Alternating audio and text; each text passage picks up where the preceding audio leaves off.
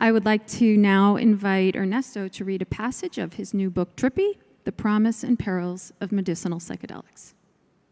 Thank you so much for that introduction, and thank you all for joining us for 2 hours of election counter programming. I don't know how your anxiety level has been doing in recent days, but mine is off the charts. So I'm going to read a short section of chapter 2 of my book, and I need to set the stage a little bit to give you context. The genesis of this book is a change in my life that happened in 2017.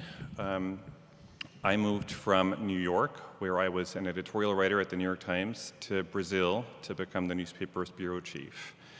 And, you know, on paper, this seemed like a dream come true, and in many ways it was. I had this beautiful apartment with a majestic view of the ocean.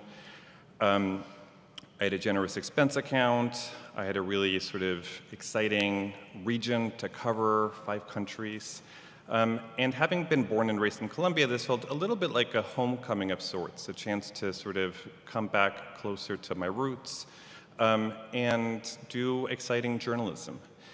However, just weeks into this new assignment and this new stage of my life, I became deeply, deeply depressed. And while I'd experienced depression before many times, probably, you know, dating back to childhood, I'd always managed to use coping mechanisms to pull myself out of a hole. But this was different. I was having a really hard time getting out of bed. Simple things like answering an email or responding to a phone call felt like Herculean tasks. And when I arrived in Brazil, I had a short list of story ideas. And one of them had been the fact that at the time, there was this booming scene of psychedelic retreats in the jungles of Peru and Brazil. And I'd heard this from a psychiatrist at Yale who was a colleague of my sister's. He had been doing some field research there. So I bookmarked that as an idea of something I might want to explore journalistically. And specifically, he said that this form of alternative treatment was drawing a lot of American veterans, so that was really intriguing. And about 6 months into, you know, this pretty dark state I was in, I found myself having a sleepless night and being awake around 4 in the morning, and grabbed my laptop and I Googled Ayahuasca retreats Brazil. And, you know, this time I was not following my journalistic instincts. I was more looking for an off-ramp to my suffering. And I stumbled into this really loopy YouTube video recorded by an Argentine woman who was one of the pioneers of establishing these retreat centers in Brazil. Her name is Sylvia. And there was something really, really soothing about her voice. Much of the video didn't really make sense, but there was kind of an intuitive sense that I wanted to learn more about this woman. And the slice of jungle where she built her center is really, really beautiful. So there was almost like a gravitational pull from the moment I saw this YouTube video. I woke up the next morning, filled out an application form to go on the retreat, and a few weeks later, there I was. And this retreat was a little bit strange, especially for me at the time, because it came with rules. You had to promise that you would not eat certain foods leading up to the retreat. At the retreat, you would only eat plant-based foods and no salt, which sounded like torture to me. You had to abstain from drinking alcohol before, during, and after the retreat. You had to abstain from sex.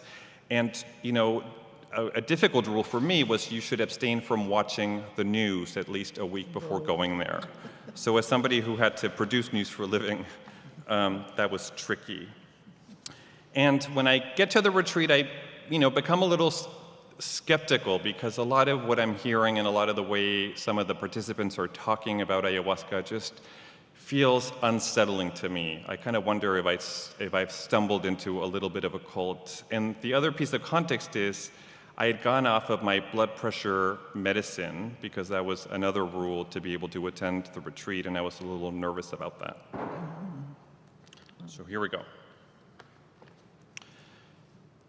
Some 15 cots were arranged in a circle in the maloca, the circular ceremony room with a cone-shaped ceiling.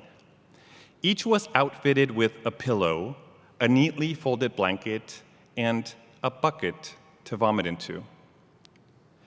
As we picked our spots in the room, trading nervous glances, Sylvia and Rohan, her assistant, whispered as they poured ayahuasca into shot glasses. They rely on intuition in deciding how big of a dose will be right for each person, a process that often leads to bargaining and pleas for a more generous pour. I was relieved to get a light dose that first night. When Sylvia handed me the glass, I brought it up to my nose.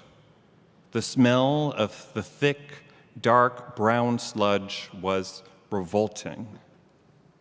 Sylvia had us stand in a circle for a quick guided meditation to set an intention for the ceremony. Imagine roots shooting down from your feet to the center of the earth, Sylvia said. The roots needed to be long and thick to keep us grounded. I was done playing Sylvia's game at this point, so I rolled my eyes discreetly and made no effort to sprout imaginary roots. Each participant had to share an intention. Princess, who was a woman from Texas, and that's her real name, began by referring to the medicine as Mother Ayahuasca. For fuck's sake, I thought.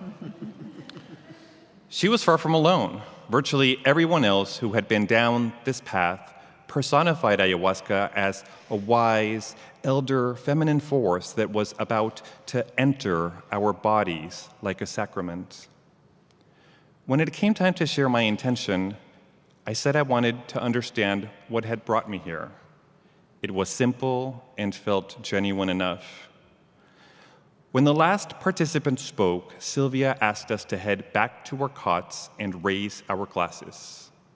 "Have a good journey," she said, as the lights were dimmed.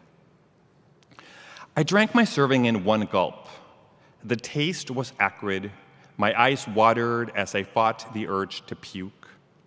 Sylvia began playing gentle music that seemed to be in sync with the sounds of the jungle that poured in through the mesh surrounding the maloca. Frogs croaked, birds chirped, insects wailed. Maybe I was imagining it, but there seemed to be a rhythm to the cacophony of jungle sounds. After a while, the wild symphony sounded like the planet's beating heart. Conjuring that image reminded me of my own medicine-deprived heart. I placed one hand on it and felt its beat quicken.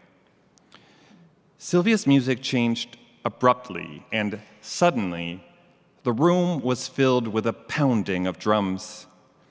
I began worrying that my nervous system was being dangerously revved up and wondered what a stroke would feel like. Would I even notice it coming on amid all the noise? Then the colors appeared, instantly blasting away the heaviness of fear and the tyranny of thoughts. They were faint streaks of pink and blue at first, unfolding like symmetrical figures in a kaleidoscope. The colors became brighter, the outlines sharper, and the shapes more ornate with every passing moment. I felt paralyzed, surrendering to the majesty of these mysterious visions. Were they a product of my mind? Gifts from another realm? Evidence that Princess was onto something? Or was this simply what it felt like to be on drugs? I noticed I was smiling as I pondered these questions. Then I felt the unexpected flow of tears that drifted onto the pillow from the corner of my eyes. It didn't feel like conventional crying. There was no heavy breathing, no tightness in my chest, and not a hint of sadness. I had never felt lighter, less burdened. For a few precious moments, the fog of depression cleared, its shackles suddenly unclasped.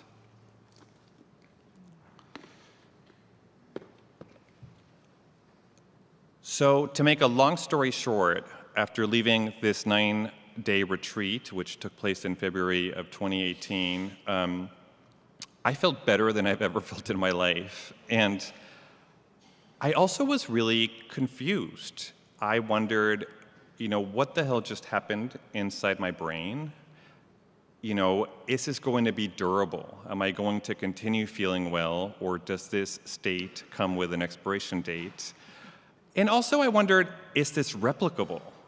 Should everybody be doing this? Which I think is an idea that a lot of people who leave a psychedelic retreat feeling, this sense of possibility and catharsis oftentimes ask themselves. So I spent, months just obsessed with the so-called psychedelic renaissance and all the things that were happening on multiple fronts, and the really sort of colorful characters who were becoming pioneers of this field. And, I became far more resilient. So this did, in fact, mark a turning point. But it required a lot of work and determination to sort of embark on a sustainable healing path. And psychedelics were just one piece of that puzzle. But then I think the more I looked under the hood of what was happening in the field, the more I had some concerns, because I saw some red flags. I saw some really questionable behavior. I saw some claims that seemed too good to be true because they were.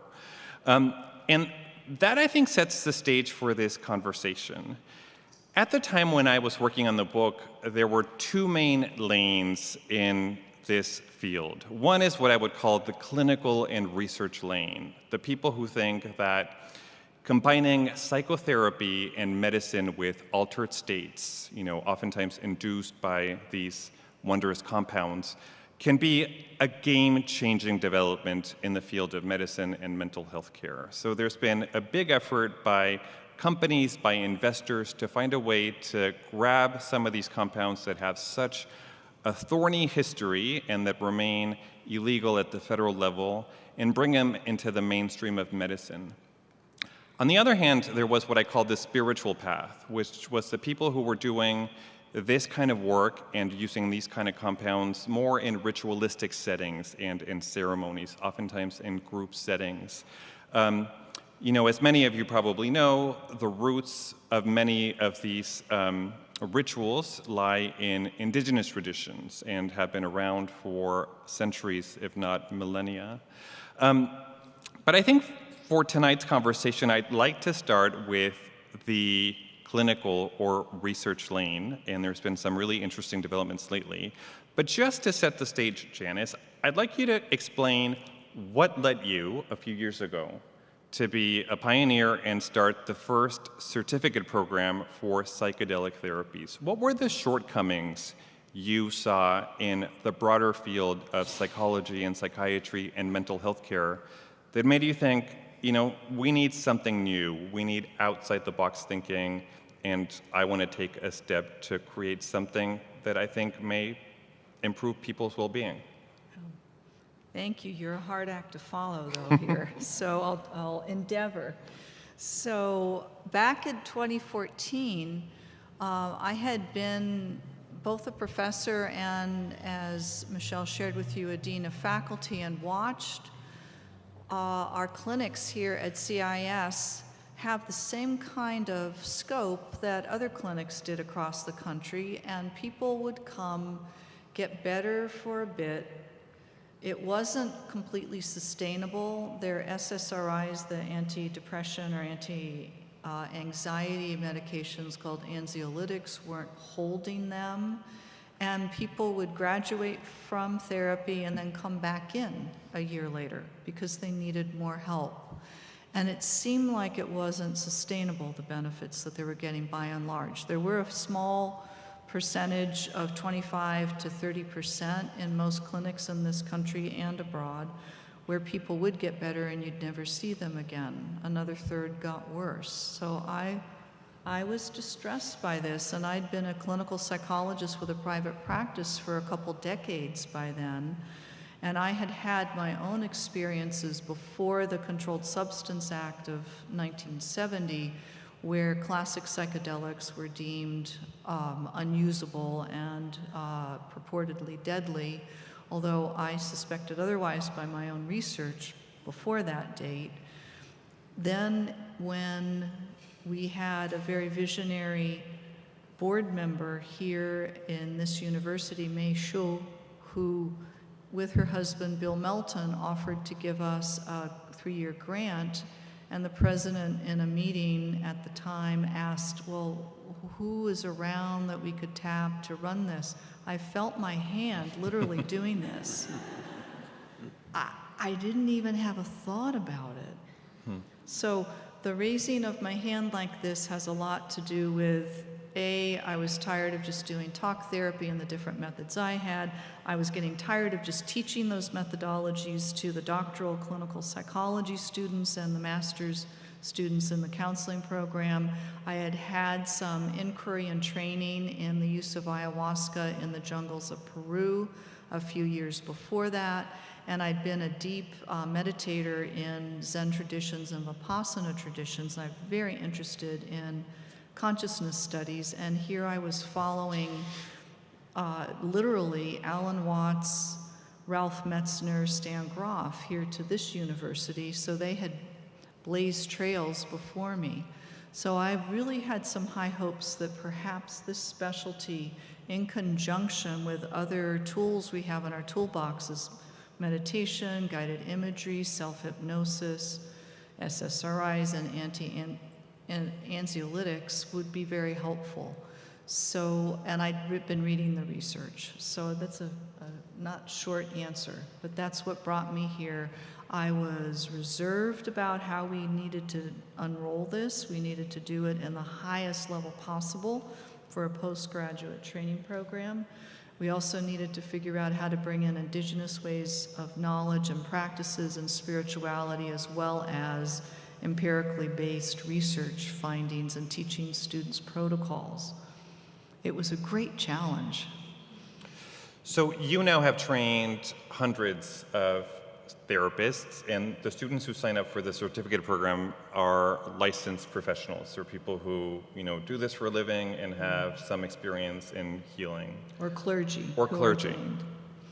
But I'm wondering, and any one of you can take this, I'm wondering if we can talk about kind of the theory of the case, why altered states induced by these compounds can be so fruitful in psychotherapy.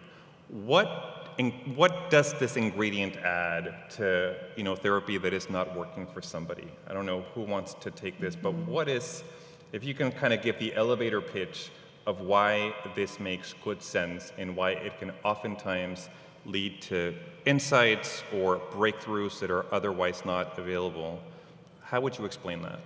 Well, I would say that it's, neurologically, there's a dramatic increase in neuroplasticity. So there's certain key developmental periods, early infancy and such. There's key developmental periods where our neuroplasticity is especially high. The brain forms new connections at an accelerated rate, forms them more easily than our brains are always plastic and always capable of forming new connections, but there's an acceleration, sort of a window of high neuroplasticity, and essentially psychedelic substances reopen that window, not just during the actual psychedelic trip, but even in the weeks afterward. There's an acceleration of neuroplasticity that allows one to ingrain new patterns of thought, essentially overwrite old patterns that one might have been stuck in and ingrain new ones. Do you want to add a beat? Sure, I can add to what Nick just shared. One of the standard ways of describing psychedelics is that they're non-specific amplifiers of consciousness. So what we see in psychotherapy is that the contents of consciousness come up in full display, while also quite often softening the defense mechanisms that keep us from really recognizing the patterned behaviors and patterns around emotionality and relationship that keep people bound in repetitive kind of forms of psychopathology or mental illness. MDMA stands out as a particular medicine that can allow people to feel safe enough to go into traumatic experience and experience what's needed to be experienced somatically, relationally, to work through the residues of the trauma. I'll add one last little bit that I think you touch on in your book quite well, which is that psychedelics, especially classical psychedelics, open up opportunities for mystical experiences to enter into the psychotherapy setting. So we have unprecedented access to spiritual experience now for clients who may otherwise never have touched into those realms. And we're seeing through the Johns Hopkins research that alone has a healing effect. Let's stay on that subject because it's one I think about a lot and it's one I've experienced myself. When I left my first retreat, one of the early things I did, one was I never touched alcohol again, which was very unexpected and still strikes me as mysterious. I became vegetarian, which also if you'd asked me, if you'd told me that was going to be the end result, I probably would have run away from the retreat on day one. But the third one, and the one that I think has been most interesting and fruitful, is I developed a meditation practice. Meditation was something that had always been intriguing to me, but it never enough for me to really spend the time. And I think there was something that happened during that retreat where I kind of came to understand that the mind was a lot more elastic and malleable than I had originally thought. And that there were ways to sort of change my relationship with my thinking mind and to bring it into some semblance of order that would allow me to make better choices, or at least to just be more aware of what was happening within me and around me. And then I think as I reported the book, I was observing, how people changed in the months ahead of experiences that had been, really valuable and really dramatic in the short term. And I think one of the things I saw is many people described the aftermath of their retreats or their psychedelic experiences as a spiritual awakening. And they either sort of redefined their relationship with the religion they were born into, they became really interested in scripture, they became really interested in, other rituals that were not, that did not involve mind-altering drugs. But I'm wondering how we should think about this sort of nexus between altered states induced by these compounds and a spiritual practice, and whether, therapy as it exists now is giving people those ramps to, reimagine their spiritual life and the role spirituality can play in their well-being. Not as currently practiced. Why? So you just lobbed me a great ball right here. Okay. So I'll take this on and we'll see what my colleagues have to say. But I'll go at this from the phenomenological or subjective point of view, as someone going through what Ernesto was just describing. My watching, both among my peers and observing the data, is that something that doesn't get talked often enough in our field is the quality of witnessing and observing of contents of consciousness that happen with a psychedelic.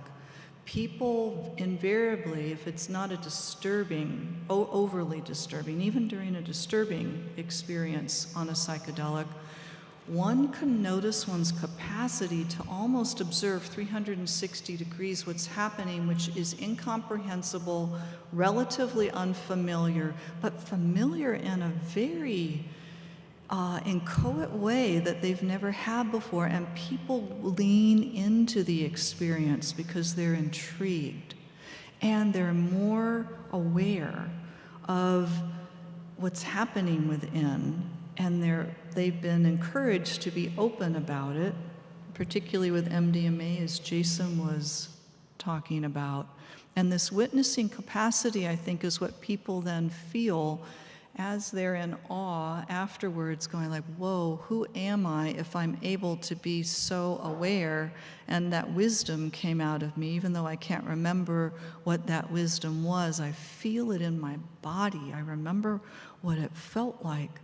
I'm much different than what I thought I was. I'm not even sure what a human being is, and I'm remarkably unupset about that. I'm curious. This I never would have imagined in my life.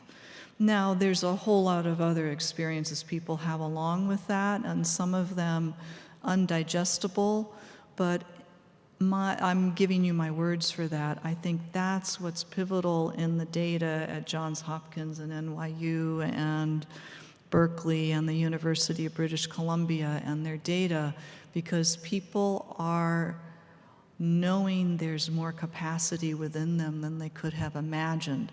Well, the downside of that is narcissism can erupt, which I know we're going to talk about, and then disappointment can erupt when people find it's really hard to integrate and implement this wonderful wisdom and learning.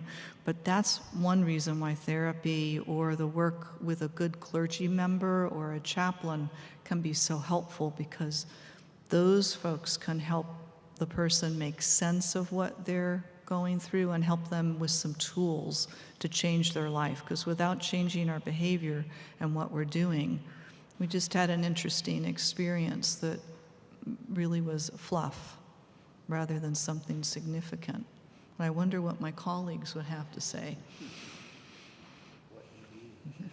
What indeed. I would have to say yes to all of that.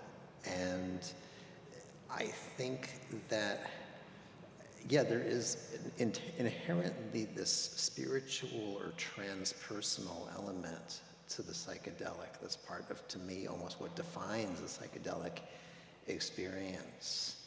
And, you know, we have this word like psychedelic, which means manifesting the psyche. And, you know, Freud, back in the earliest days of psychotherapy, who was, you know, a rationalist and an atheist, he chose to use this word psyche instead of mind or brain. You know, this word psyche, which means soul. He was aware that there's this spiritual element to the practice of stepping outside yourself. And, you know, developmentally, it's like we're born with this immense potential for consciousness and selfhood, and our developmental experiences shape that, and we become shaped into embodying some particular character, some particular characterological structure. And psychedelics, I think, at their best, allow one to step outside of the character and look at it from outside. Mm-hmm. And so that is definitely a spiritual experience, or a transpersonal experience. You're literally transcending the person you ordinarily are and enabling yourself, you know, discovering a larger sense of self. And then, of course, the challenge again, as Janis just said, is integration. You know, that narcissism certainly is a danger there, and you know, there's plenty of dangers of psychologically of failing to integrate the experience with proper humility. And so that's where I think the training is crucial. The training we give at every level is crucial, not so much like the actual psychedelic trip. It's like, you know, you put psychedelic substances in a human brain, and it does its thing, and we don't have a lot of say in what happens, but the container, and especially the integrative container afterwards, is crucial to getting the best out of that experience. Nick, you're soon spearheading this new undergraduate program in psychedelic studies, which I think will be the first of its kind. Yes. And I can imagine, parents who hear that their child wants to major in psychedelic studies have some real questions and reservations. What is the intent of the program? And, I'm sure it's different from the certificate in that this is not designed to sort of prepare you to work with patients, but what was the gap that you all saw, and what kind of students do you hope to attract? Well, in the School of Undergraduate Studies at CIIS, all of our degree programs are bachelor's completion programs, which means that students come in with a bunch of general education credits and such from community colleges or other institutions. Essentially, they're doing their senior year with us, or their senior and junior years, very intensively with us, which means we don't have to worry about parents too much, because we get usually more adult learners in the program. People aren't coming straight from high school into our program because they have to accumulate some undergraduate credits elsewhere first. But we are very different from the certificate program because, of course, Janis is training therapists and training people who are already therapists or clergy or counselors of some kind in working with psychedelics. And we're training undergrads, so we're not training them to be therapists. We're certainly teaching them about the field of psychedelic-assisted therapy, among other things. But if they want to be therapists, they're going to have to go to grad school and get licensed, and then they can go on to the certificate program. So we're really providing a grounding, a well-rounded grounding. And this is for people who know that they want a career in psychedelics, and they might be headed on the therapist track. They might just want to help to run a psychedelic clinic or retreat center or do research. If they're preparing for a graduate career where they're going to do some sort of psychedelics research, it's a big plus to come into it already with the undergraduate degree, already with a well-rounded training. And because we're not specifically training therapists, we have this luxury of being transdisciplinary, that we already have an undergraduate psychology program, and this is not a psychology program, this is transdisciplinary, and so we draw on psychology, and we draw on the neuroscience, and we draw on anthropology, and we draw on, we look at ethics, and we look at the political implications. So it's drawing from as many different lenses and perspectives on psychedelics as we can. So even if people do go the psychology route in the end and become therapists or psychology researchers working with psychedelics, they're coming into that with a broader lens of let's think about it from an anthropological perspective. Let's think about it from a social justice perspective. Let's think about it from a political perspective and an ethical perspective, and all of that. They're already coming in research literate and able to bring multiple lenses to the topic. In recent years, there's been an explosion of interest in ketamine therapy. And ketamine, as many here probably know, has been around in medicine for a long time as an anesthetic. But there's also been really intriguing research into its value in the context of therapy. It's a dissociative, it's not really a classic psychedelic, but it induces an altered state that's really interesting, and also kind of a state of brain plasticity and malleability that can create really interesting dynamics in therapy. So you all are launching a ketamine clinic next year. I'm wondering how you make sense of the current landscape of ketamine therapy and therapeutic use of ketamine, which seems to be a little bit of a Wild West out there, and how you think of its promise. What is the value of this tool in clinical practice? Thank you, Ernesto.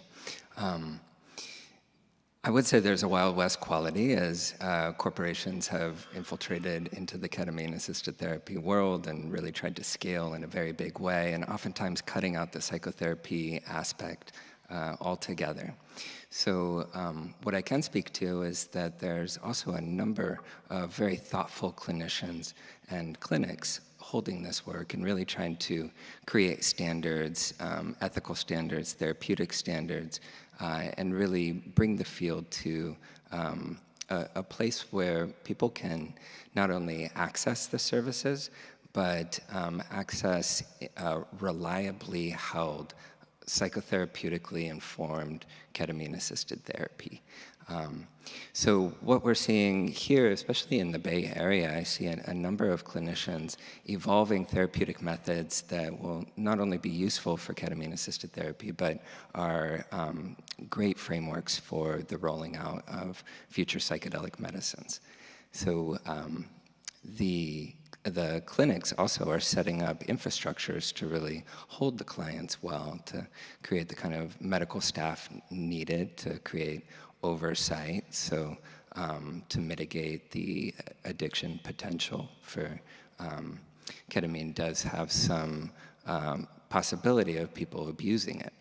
So one of the safeguards that we've really seen is necessary is for a medical professional to be not only prescribing, but then monitoring the use. So that's one of the safety elements that's been in place.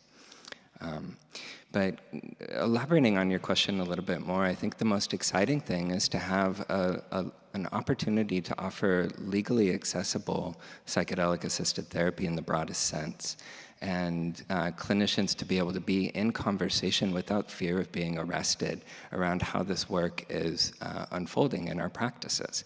So I see learning communities forming and therapists consulting with each other and talking about the work. So it's not just an addition of a medicine into the psychotherapy frame, but what psychedelics have done, it has expanded the whole standard psychotherapy frame exponentially with the common use of music, and quite frequently the use of therapeutic touch in a psychotherapy setting. So that means there's a lot of work to be done to think about culturally appropriate ways of using music and what it means to include music as a kind of third or even fourth therapist in the room. The medicine and the music being the third and the fourth. There's also a lot of deep and important conversation around using touch in psychedelic psychotherapy that is both really cutting edge and high risk, high reward, I would say. That we've seen a number of ethical violations surface as ketamine-assisted therapy has rolled out. That's part of the Wild West element. In addition to that, we see a kind of counterpart of very thoughtful, often somatically oriented psychotherapists talking about the kind of ethical standards around use of therapeutic touch, very thoughtful engagement around establishing consent with clients and what it means to get consent from a person when altered states are on board. And the kind of standard, just to name it really clearly, is that we need to talk a lot about consent before any psychedelic medicine is ingested. Mm-hmm. And there needs to be an establishment of a lot of relational safety and working through any kind of power dynamic issues that are present there. So those are some of the kind of considerations that have been able to be brought to light and into conversation with thoughtful clinicians in the field through ketamine becoming more accessible. And Janis, you've mentioned to me in the past that this is a field that tends to attract people that don't always have the highest ethical standards and that sometimes are prone to crossing boundaries. I'm wondering, A, why you think that is? Why has this field historically attracted people who sometimes act in ways that can be harmful?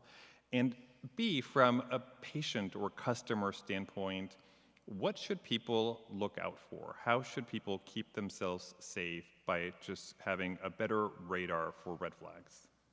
Sure, that's a rat's nest of answers, a rat's nest of answers. So the first is, I think it's a polarized continuum for people who get attracted to this field. Some have the highest level of integrity, are scientists and therapists and clergy people who want to be of service to others and know that the healing, when it does come, comes within that person, and they're simply there to create a safe setting for that person to have that experience. And they're non-intrusive, they're kind, they're very expert on what they're doing, and they're incredibly appropriate. Then there are folks who become zealots, want to make a name for themselves, are already predisposed to think of themselves as a healer, that there's something special about me. And those people, when given the dynamic of the enhancements that can happen with psychedelics and with ketamine, start to let attributions of power and healing capacity be given to them. And they don't deny it, and they encourage that to happen. So that's something, any board that gets created soon enough where peer review can happen, and if someone has a complaint about someone in a decrim area or someone who's a therapist or a clergy using whatever medicine in whatever way, the people can go to that board or certification group or association and get some help. Right now we don't have anything well organized like that. So that, to me, is the worst part of the rodeo in this particular field. I am encouraged by watching the rollout in Oregon and now in Colorado, perhaps in Massachusetts next. They have an initiative coming up on Tuesday to be voted on by the populace. In Oregon, I know about this because our program has been certified by Oregon to be a training program there and run clinics if we so desire. We need to get those clinics approved, of course. But I've watched, they have some rails on the side of the path. It's not sufficient, but they did a lot of work for 2 years in trying to figure it out. Colorado came in behind them and got even better rails. So I'm very encouraged by seeing the kind of protections and safety measures that are being put in. And for us, we have our students sign an integrity agreement that they will not have dual relationships with whoever they work with, and they won't do anything illegal. It's really important to us, and our colleagues at the University of British Columbia have since adapted their own version of that integrity agreement. We can't talk about it enough with our students, and I'm sure Dr. Walker will do that with his students, and I think you're already doing it. Dr. Butler's already on it with his students, so I don't know that I answered all of your multifaceted question, but I went at some part of it. No, but you set me up for something, and that is the fact that what is legal in the space is not always clear-cut and is sometimes in the eye of the beholder. So, I think when I was reporting my book, there was a sense that the FDA was fairly close to approving MDMA as a medicine for the treatment of PTSD, which was an effort that MAPS and its subsidiary company Lykos have been working on for years. And there was a sense that, the early clinical data was really, really promising, and that there was enough appetite and enough excitement, particularly among veterans, and with strong bipartisan support, that it was a matter of when, not whether, this would become a tool for psychiatrists and professionals. And then, the second compound that, has the most research and the most sort of wind behind its regulatory sails is psilocybin, which is the psychoactive component of mushrooms. And that has been spearheaded by a company called Compass Pathways. As many in this room probably know, the FDA decided a few months ago that it was not persuaded that the research warranted approving MDMA as a treatment for PTSD, which was a huge setback for the movement. And just this week, we saw news that Compass Pathway is laying people off and delaying the next phase of its psilocybin study. So the clinical lane feels like it's hit a little bit of a brick wall, or at least an era of turbulence. And patients out there who were hopeful that they could now access these therapies out in the open in clinical settings are going to have to wait longer. On the other hand, there's been this explosive growth in so-called psychedelic churches, which are largely led by people who got their start in the underground or in retreat settings, and then discovered that there was this really interesting and enticing body of case law in which the courts have found that these can, in fact, be used as sacraments. So you have this a little bit of a wild west of characters that have begun offering their services very openly. You can sometimes pay with credit cards or Venmo. You can find their websites. They're not shy about what they're doing on Instagram. They make this very accessible. Oftentimes, it's a lot more affordable than going on a retreat in Costa Rica or elsewhere in Latin America. And I'm wondering how the three of you have felt about, the growth of this unregulated space that is unfolding under sort of the guise of spirituality and backed by an assertion that this is legal under religious freedom protections, at a time when what's happening, in the more scientifically rooted and the more sort of clinical and licensed terrain seems a little bit stuck. How should we feel about, the fact that the most accessible and easy way of accessing these treatments is happening in churches? I feel great about it. I mean, we can move on. This is one reason to have, to have this Bachelor of Science degree we're doing in psychedelic studies too, because there's going to be a lot of psychedelic work happening that happens outside of the container of therapy. And of course, we're very much in favor of it happening within those containers, academic, scientific research and therapy done by well-trained licensed therapists. But that's not always how it's going to play out because of legal obstacles and institutional obstacles. And so I think it's good to have a population out there who is trained. Someone comes out, has a Bachelor of Science in Psychedelic Studies. They might not be a qualified therapist, but if they go to work for a church like that, at least there's someone at the church who has been grounded in the ethics and the neuroscience and the psychology of it. So, I think that's, but we are, again, talking about something spiritual here. And as one thing that I've learned about the spirit is that it defies mechanisms of control. And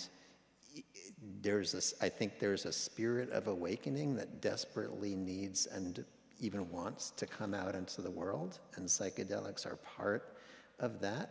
And with the spirit, if there's an obstacle, the spirit's going to flow around it one way or another. We have not shared our ideas on this, Nick, so I am terrorized by this. Even though I'm not terrorized by what's happening in Oregon or Colorado because they put some safety measures in place, here in San Francisco, there's very little stipulations about, as an example, and how many thousands of people are you going to get graduated yesterday so there'll be more safety. There aren't enough people who are trained, and the city, and in Santa Cruz as well, and in typical other cities and regions that have had permissions, in Oakland as well, there's not guidelines about what the leaders of said group, whether they call themselves a church or not, what kind of understanding, training, vetting do they need to have? This much. So people can be harmed, unfortunately. But I think we will catch up with that and then start changing the laws and the regulations in the areas where decriminalization happens. So why am I terrorized? I lived through the 1960s and watched the blowback happen. I'm concerned we'll have a blowback.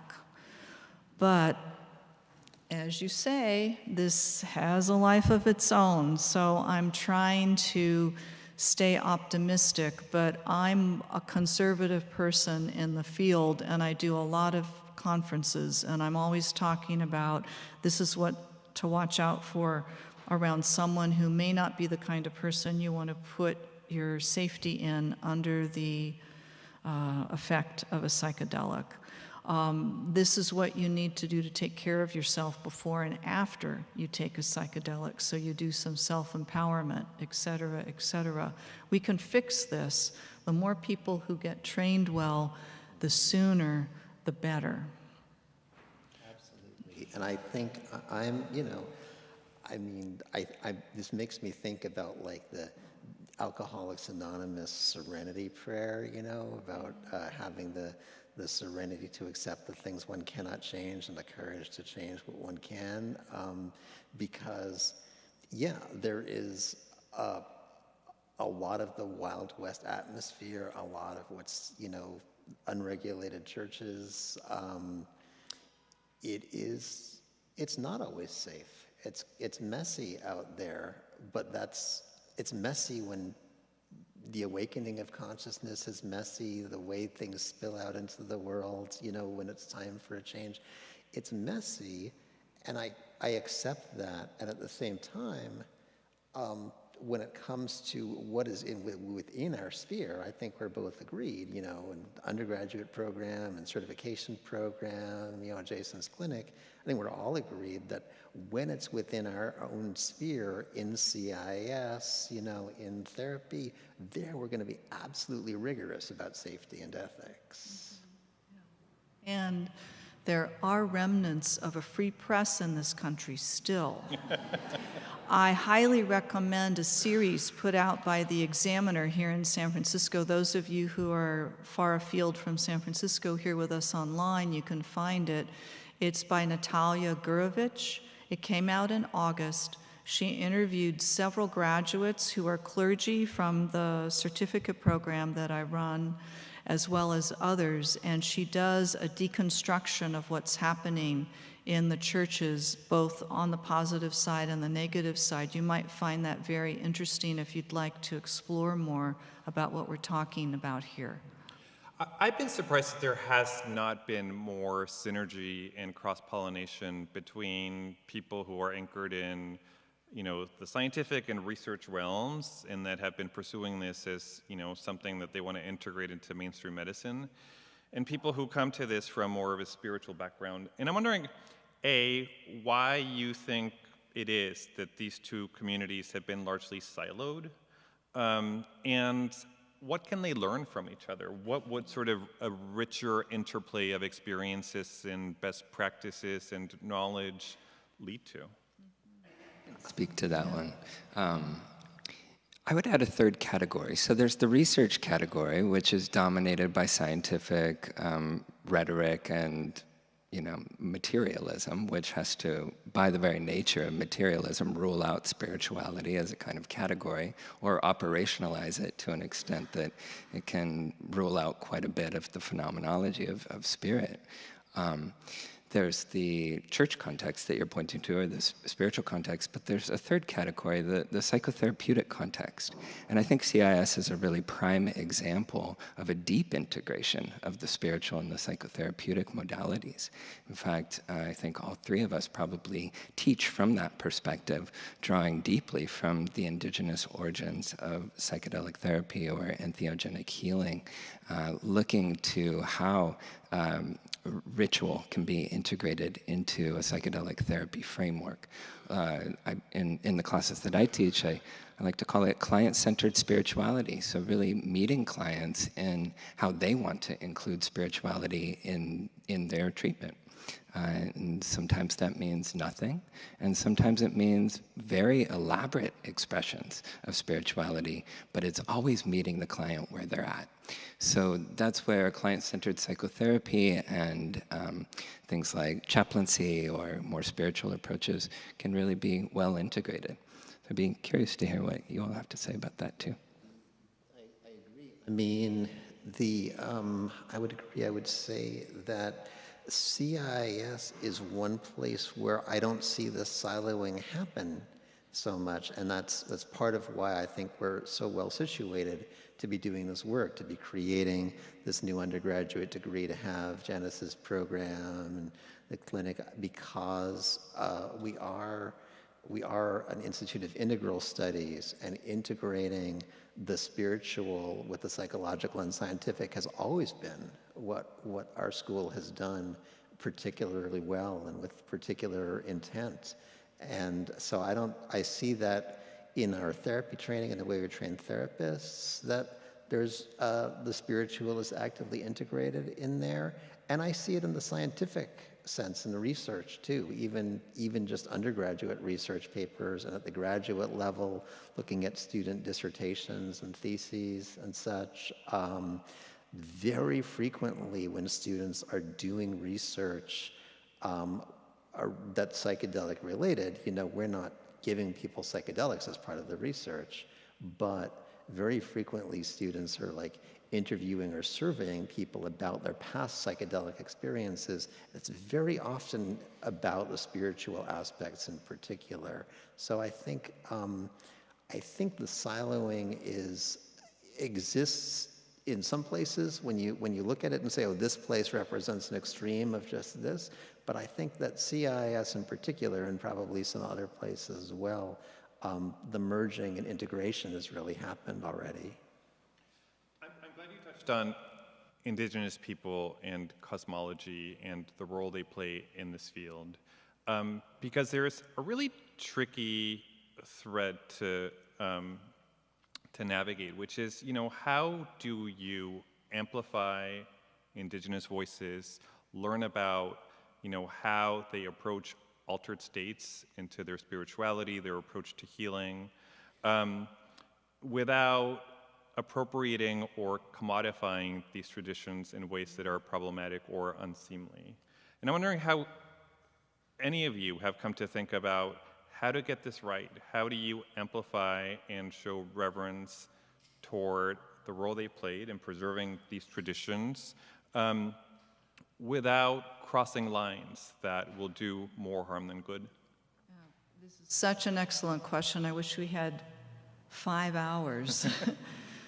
It would make you stay up too late. We won't do that. But I'll give you a snippet of my experience in the last 9 years all around this. I went with the then president to NYU to pitch that we were about to create a certificate program because they were a formidable set of researchers in this field back in 2014, and we didn't want them to push back against us. We wanted to test out, would they accept us, training people who aren't part of their research team, but they might hire later. They said, we're okay with this as long as you're squeaky clean and your teachers don't talk about their personal psychedelic experience, because it's been our experience. We don't want the DEA or FDA to suspect we drank the Kool-Aid and we're not being objective, which really surprised me, but I understood it. And I thought, oh no, I'm gonna have to be squeaky clean. So that was one thing. That's the chasm.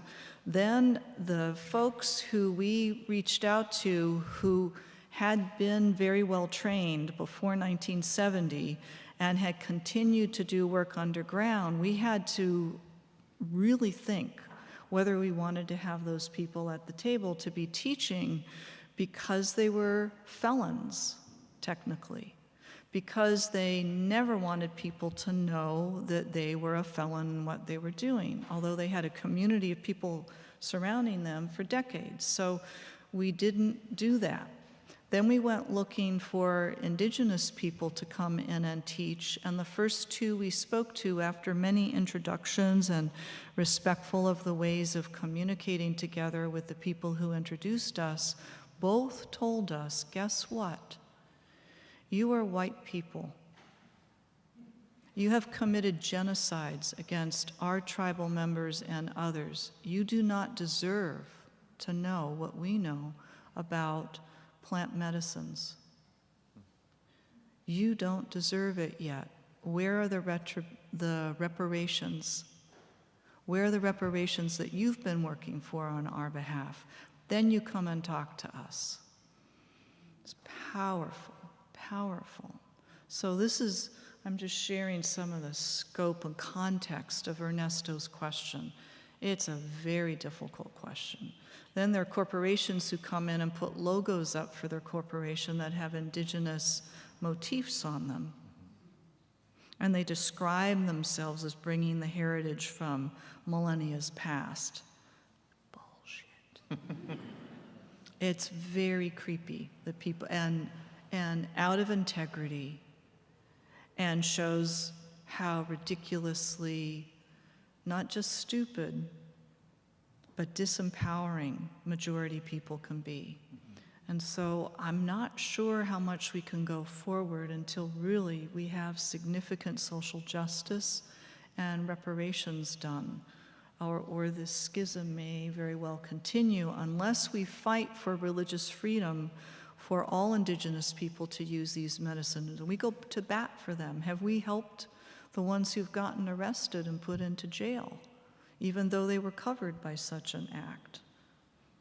Do we know about those people? There are many of them. So we've got a lot of work to do to fix even getting to that interface of indigenous spirituality and what we're doing. Yeah, if you look at the history of what's happened on the case law here, you know, the first crack in prohibition from religious use standpoint came in the 80s when the Department of Justice created a special dispensation to the Native American Church, acknowledging its traditional use of peyote. And I find it really interesting that the Native American Church has not really wanted to be part of, you know, kind of this so-called psychedelic renaissance and bring people into their sphere or commodify what they do. They seem to want to keep people at arm's length, and they also don't look kindly to efforts to decriminalize all naturally occurring compounds. People have been stealing their peyote from their peyote fields. Right. And then making it available through these decrim acts. Yeah. How do you see the decrim movement? And the decrim movement has been, you know, an effort to try to get cities and states to, at the very least, you know, sort of decide that this is going to be the lowest enforcement priority for law enforcement. Do you see that as a step in the right direction to continue to shift sort of our societal understanding and views on these compounds?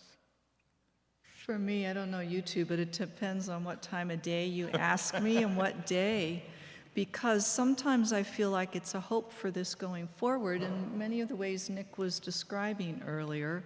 Other times I feel like it's asking for trouble, that people will be hurt and the remedies will be few and far between, and then even the decriminalization piece and as we see it now, the research piece will be shuttered or at least make it very difficult to go forward. So I'm concerned, but I wonder what you two think.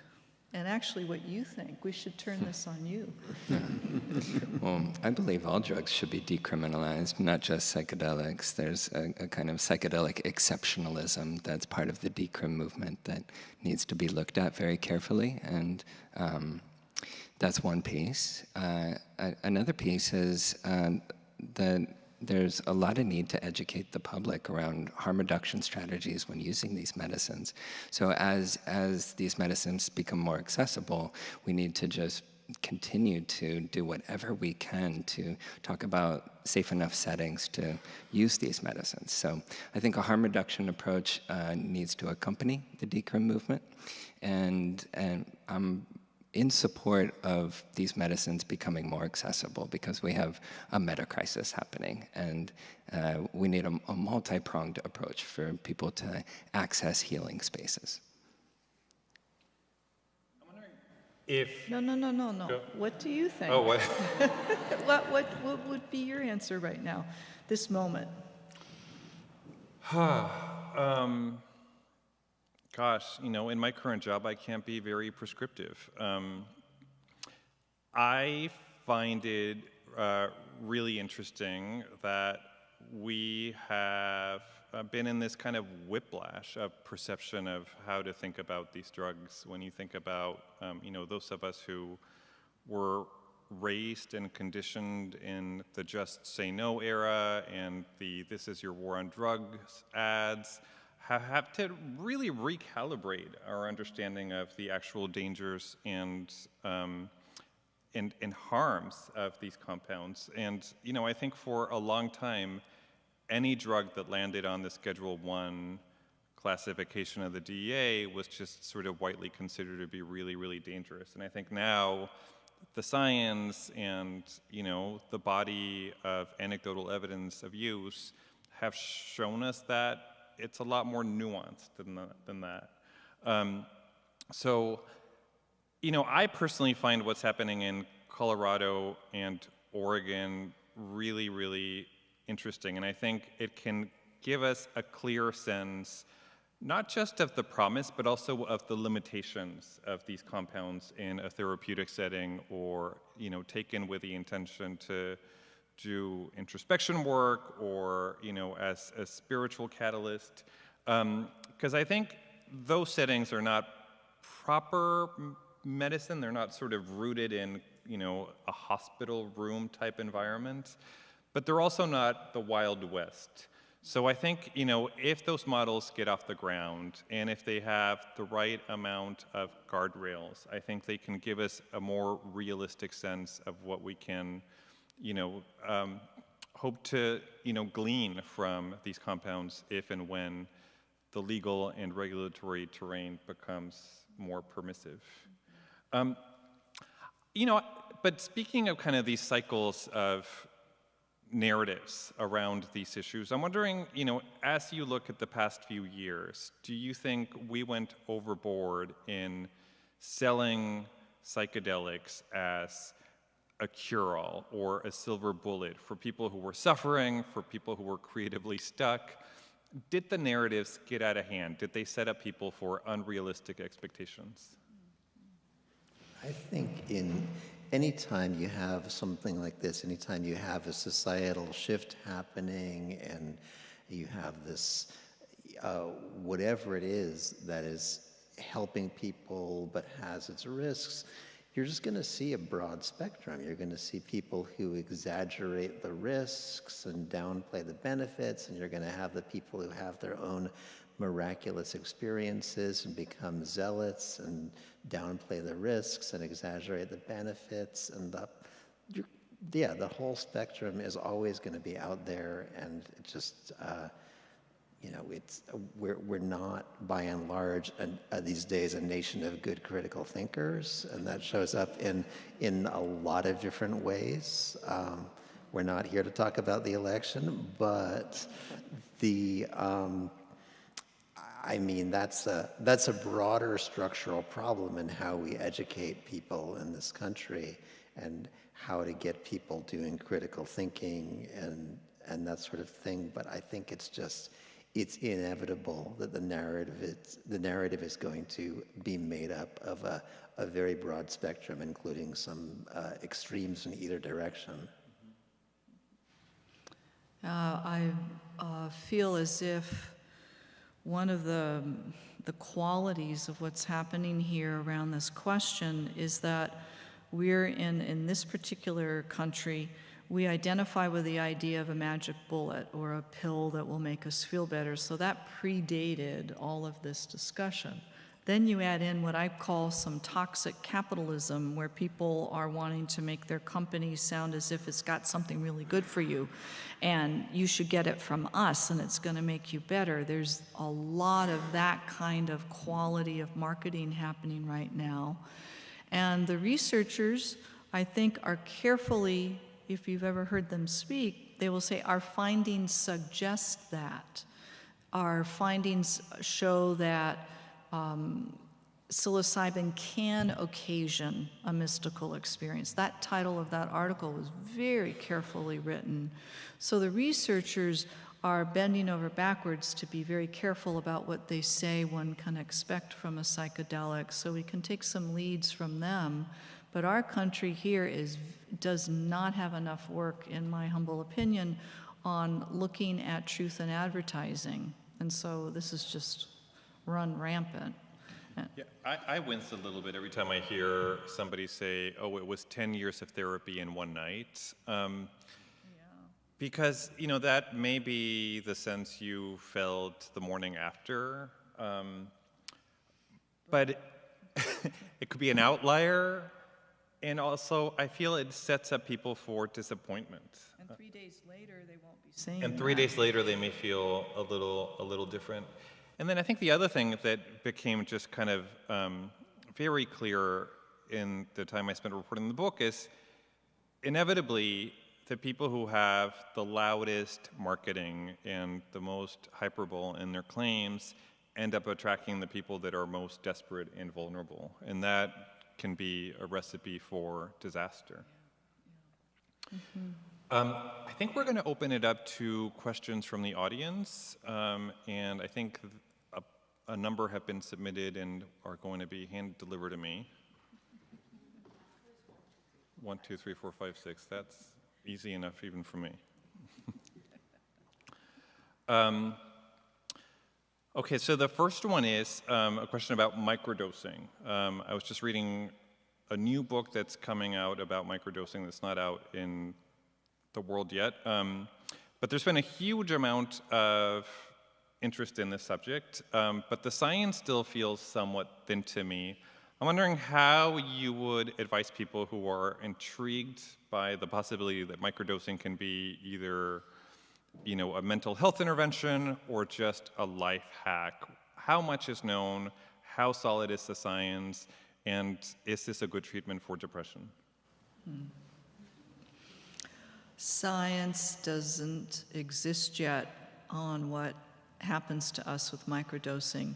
There haven't been enough controlled studies on any one molecule, let alone the last count I looked at, it was like 30 different things were being microdosed. And the attributions of cure or benefit for it are varied. And there's some evidence, but also it isn't well researched yet, that some of these molecules might have impact on one's cardiac system in a negative way if done over a long period of time at very low doses as suggested for microdosing. So there's that. If anyone's interested in microdosing, I would Google around about negative side effects of microdosing.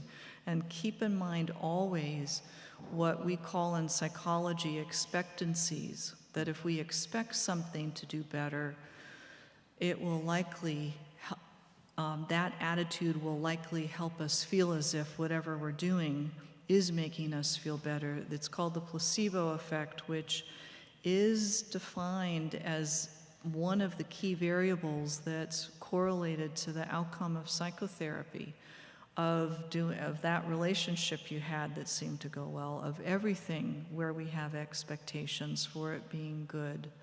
So if you could practice feeling that you could do your spiritual practices or your meditation practices, to my mind, there's more evidence for that right now than microdosing. But I'm really curious what you three think. Well, I think that the chief benefit of psychedelic experience, to my mind, is that transpersonal experience of really going outside of one's everyday self and one's everyday consciousness, which microdosing doesn't really do. It creates this, a buzz. It's fun, but it doesn't pick up your consciousness and take it outside of your everyday self and give you an entirely new perspective. So in that sense, I think there is an element of placebo effect, of self-delusion. I hear about Silicon Valley tech billionaires who microdose all the time and clearly are not, becoming more enlightened or psychologically healthy or anything. So I think people might be kidding themselves about the benefits of microdosing a little bit, at least as in in terms of what I think of when I think of the real benefits of psychedelics. There's a question from Katie, who asks something that I think about a lot. She wants to know what causes narcissism to be the outcome of a psychedelic journey. And I think there's a point in every psychedelic retreat I've been where somebody asks, what do you think would happen if Trump drinks ayahuasca? And that can take conversations in really unexpected directions. But I think we've all seen that, for many people, psychedelics, become a catalyst for healing, for introspection. People become more grounded. But you also do see some people kind of go off the rails and become narcissists and have an inflated sense of self and an inflated sense of their role in the psychedelics field. And I'm wondering if you have any theories about why this happens. And Katie asks a second question, which is, what can you do in the integration, in the aftermath of these experiences, to kind of make that scenario less likely? Is there anything you can do on the back end to not steer people toward the path of becoming a narcissist? I would say that psychedelics don't necessarily make somebody a narcissist, but I would say that they can amplify the narcissism that is latent or there in the psyche of the individual. And I would perhaps put forward a theory that, a big part of that is an identification with the bigness of the experience, rather than thinking of it through an I-thou lens, that you're in relationship to something bigger, to the transpersonal. The self swells and gets inflated and identifies with the power that's felt in those states. So this is where, whether it's in a psychotherapeutic setting or in a church setting, the horizontal axis becomes very important. What I mean by that is community and relationship, where narcissism can really be challenged and worked out. So integration happens between people. And anybody who's doing any form of psychedelic healing needs to be bringing those insights into their most intimate relationships where the rubber meets the road. I'm very grateful for my Indigenous and non-Indigenous teachers who emphasized one of the intentions you should ideally consider having whenever you ingest a plant medicine or LSD or 5-MeO, DMT, etc., is to ask that your tendency to be egoic and have pride and have vanity be revealed to you, and that you ask and be ready to be willing to have it be revealed to you. So ask for that as well, to be open to it, and then to imagine that you can feel a slip of some space between yourself and those tendencies, which we all have within us, whether we're a full-blown narcissist or not, as Jason was saying, that you ask of yourself, that you unpack that and disinherit yourself from it, disidentify with it, and ask your peers for help when they see it arise in you. It's radical. It's a radical intention to have. Do all circles talk that way when the leaders are setting people up to do something? And no. But we're teaching the therapists in our program to have that kind of attitude. So, yeah, they're amplifiers. So whatever's there beforehand will be amplified further. So for those who, in my ideal situation, and I'm can't be prescriptive either, but in my ideal situation, it's the humble people who are already humble who become the leaders in a community of people using the plant medicines. And those humble people who have loving kindness and they want to be of service to others without getting acclaim and without getting acknowledgement, true service. Those are the communities to go join in and put your narcissism on the altar to be slayed, publicly and in your interiority. What a joy. A time of gratitude can be had by all.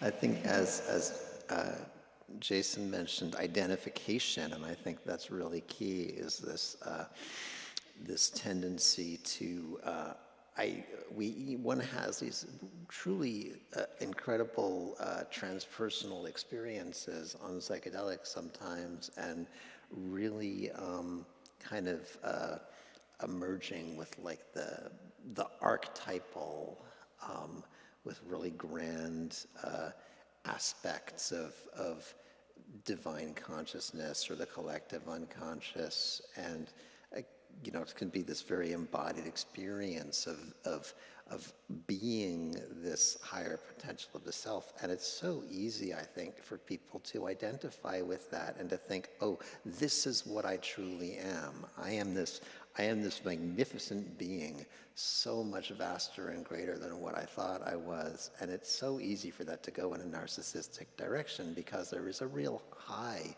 and self-inflation around that. And I think the antidote, as Janis spoke to, and as Jason spoke to as well, is this, the grounding in community and the reality checks that one gets from community, and the reality checks also that one gets from bodily practice. And so that's crucial, is that it's the knowledge that when one has an experience like that, this is, in some very abstract sense, it's an experience of what you truly are, but really it's an experience of like how much there is that you could be working to live up to over the course of many lifetimes, maybe. Can you actually embody this in how you go through life and how you treat other people? And of course, that's immediately humbling, because you can't. And I felt very fortunate, because I was doing a lot of LSD when I was very young, like in my late teens, and but I was practicing Aikido as well, which is constantly humbling because it's just freaking impossible.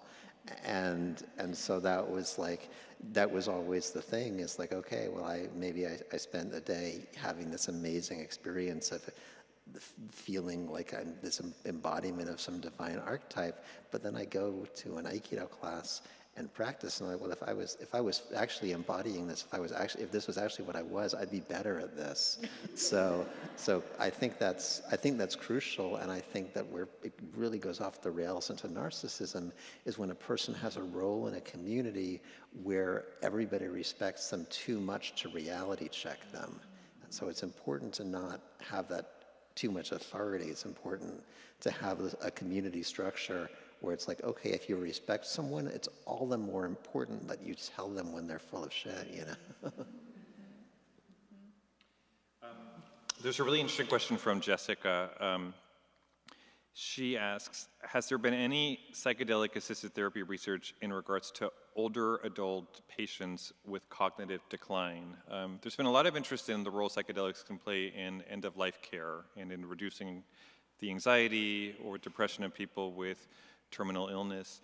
But I'm wondering what we know, or if there's any intriguing theories about whether the brain effects of these compounds could actually help people in cognitive decline, or could stave off cognitive decline.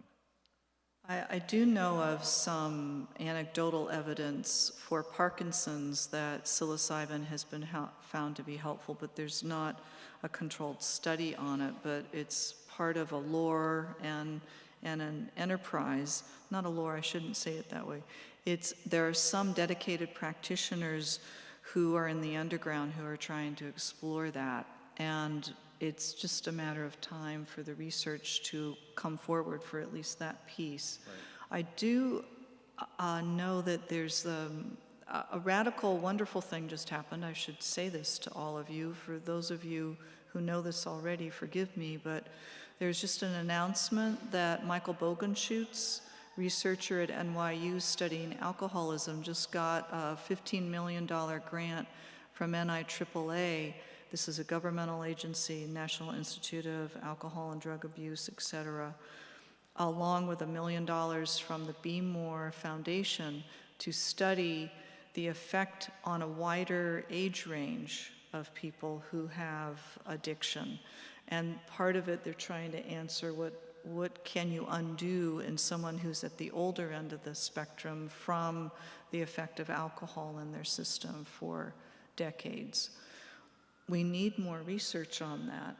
Anecdotal evidence is also suggests that older people can't take as much medicine as the younger people do because their nervous systems are sensitive to it, which means in a way they're a cheap date.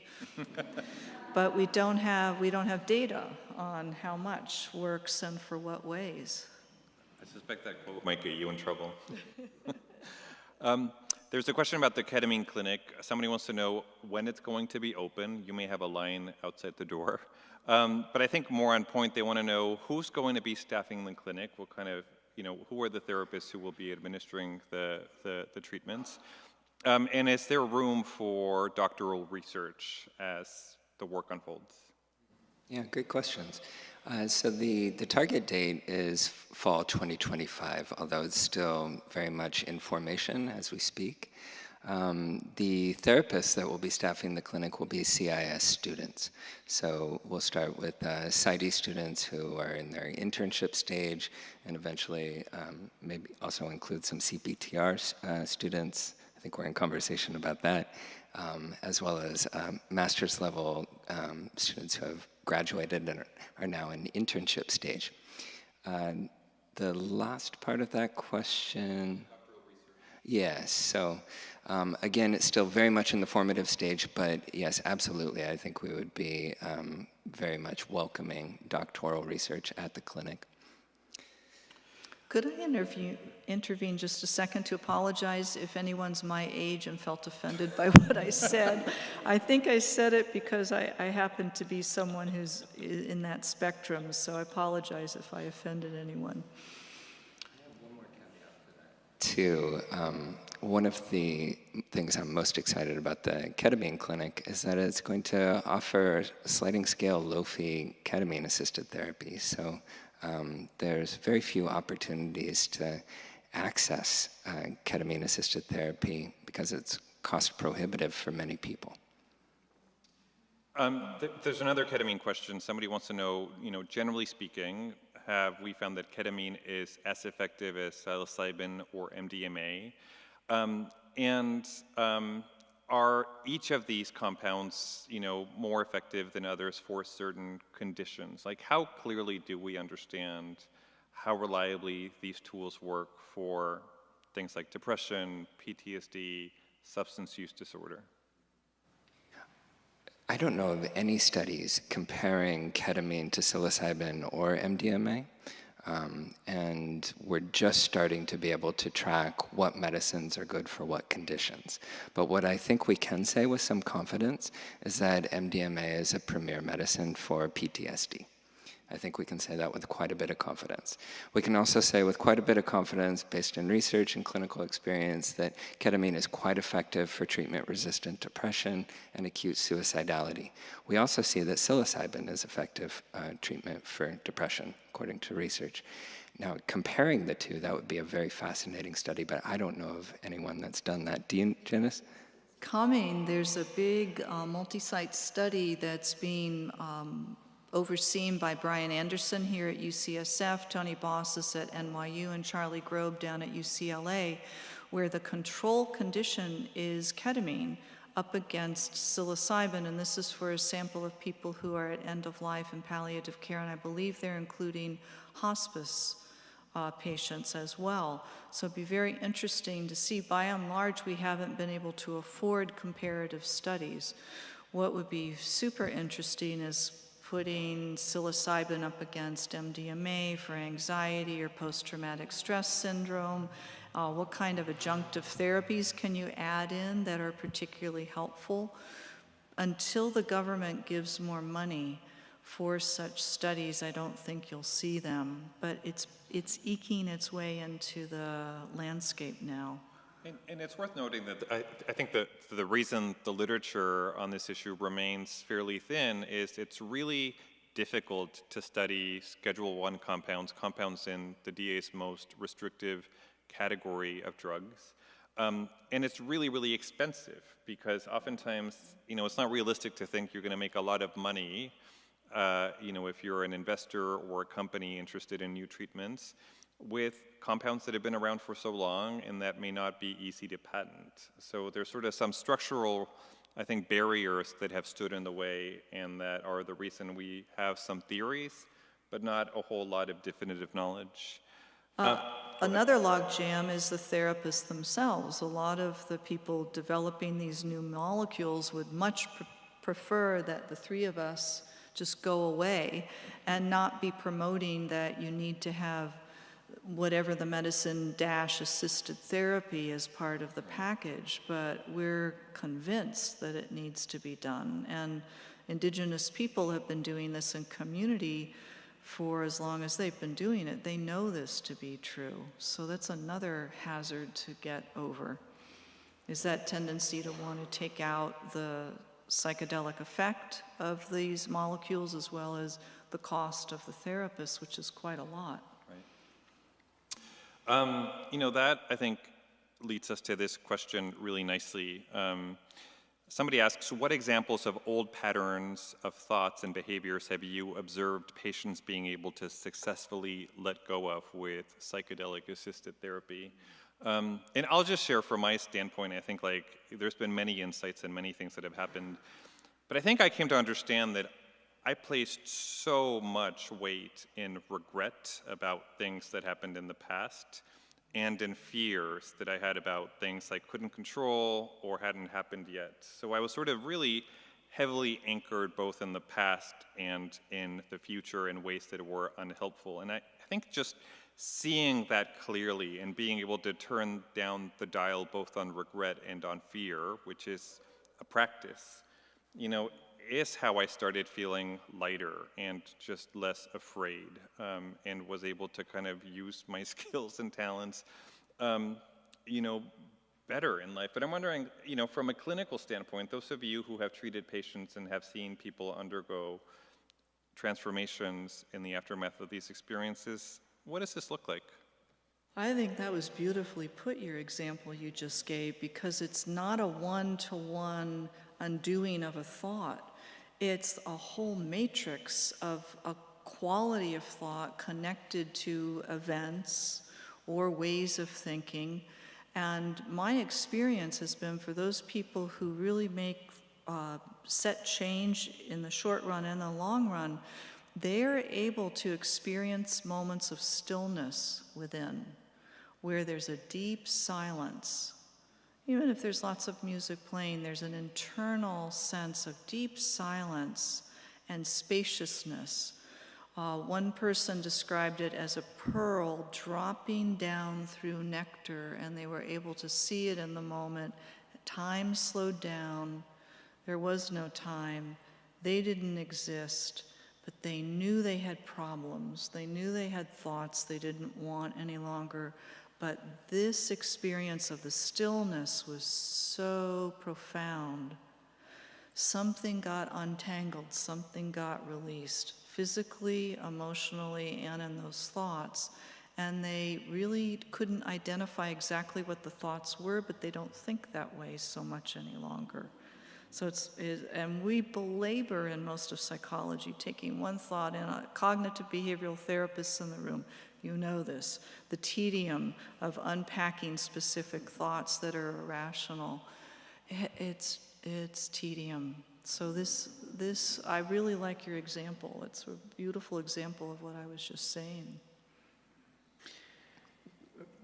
Between 2012 and 2018, I participated. I was a research associate working with MAPS on a study where we studied using MDMA-assisted psychotherapy to treat social anxiety in autistic clients.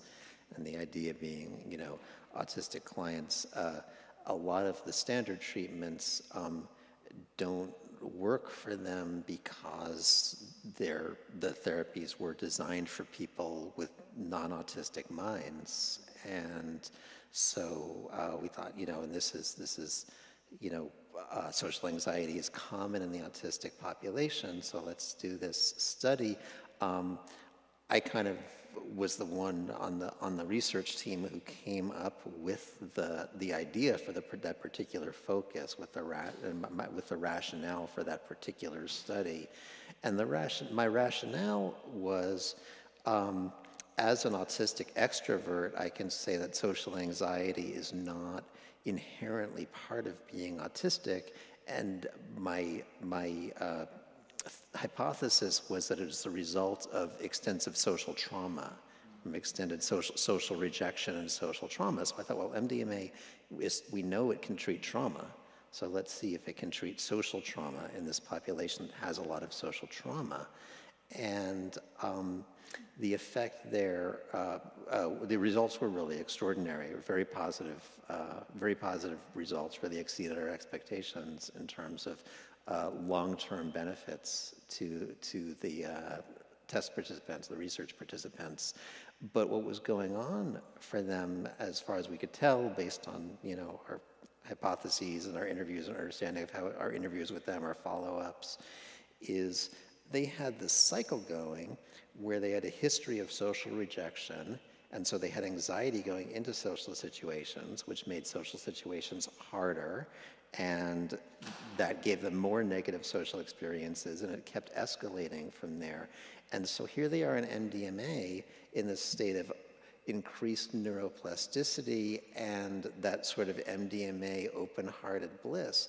And they're having very positive interactions with the therapist and the research staff and such, and kind of forgetting to be anxious. So the MDMA is overriding the anxiety. And so what they had afterwards was this reparative experience where they now had in their consciousness a model of what it felt like to have social interactions without anxiety, which is a model they hadn't had previously to draw upon.